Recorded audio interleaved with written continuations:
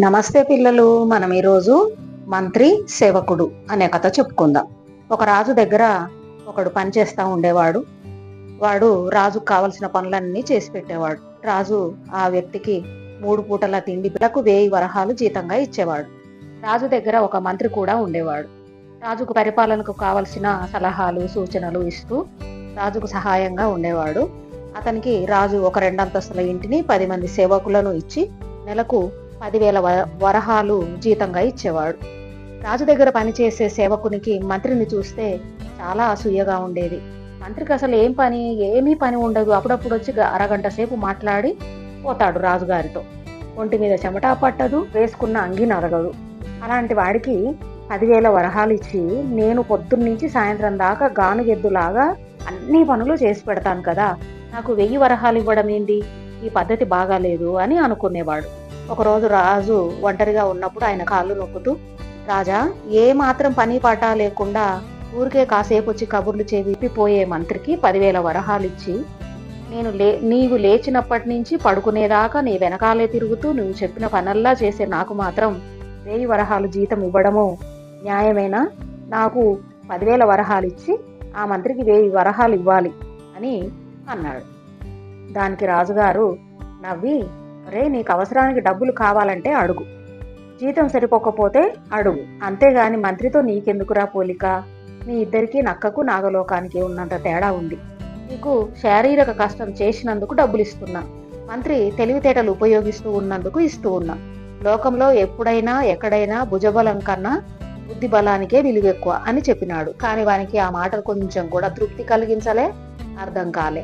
రాజు అది గమనించి కొన్ని విషయాలు ఎంత చెప్పినా అర్థం కాదు, సరి అయిన సమయం వచ్చినప్పుడు అర్థం చేపిద్దాము అని అనుకున్నాడు. ఒకరోజు రాజు వేటకు వెళ్ళినాడు. అతని వెంట మంత్రి సేవకుడు కూడా ఉన్నారు.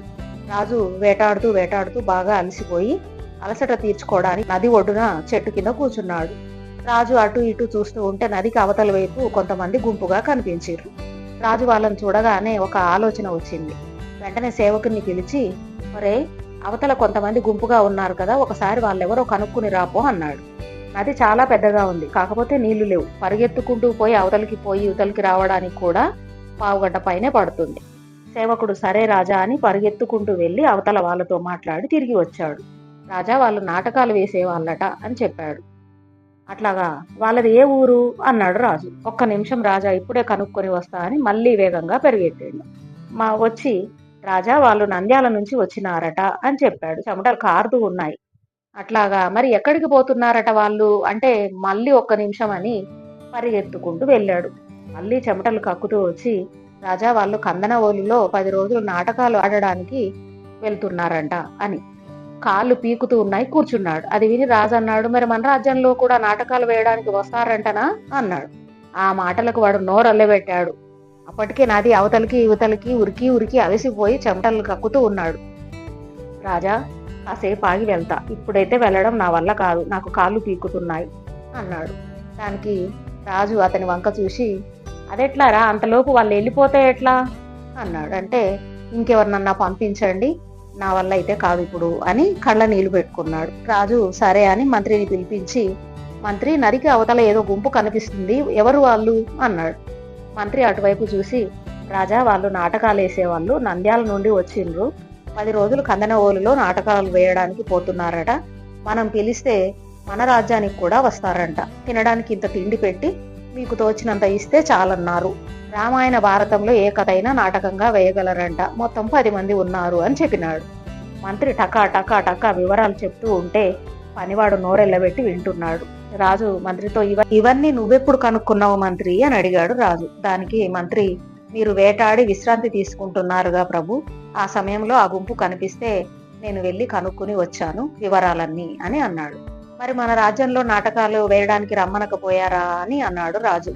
అప్పుడు మంత్రి అన్నాడు, ఇప్పుడు పంటల కాలం ప్రభు, రైతులందరూ చాలా బిజీగా ఉంటారు, కాబట్టి పంటల పని అయిపోయాక అప్పుడు పిలుద్దాము, వాళ్ళకు కూడా కొంచెం సరదాగా ఉంటుంది అని చెప్పాడు. ఈ మాటలన్నీ విన్నాక సేవకునికి అర్థమైంది రాజుగారి ఉద్దేశం.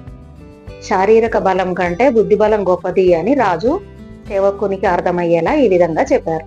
ఎలా ఉంది మరి కథ? అర్థమైందా మీకు? నచ్చితే లైక్ చేయండి, షేర్ చేయండి, సబ్స్క్రైబ్ చేసుకోండి. Thank you for watching.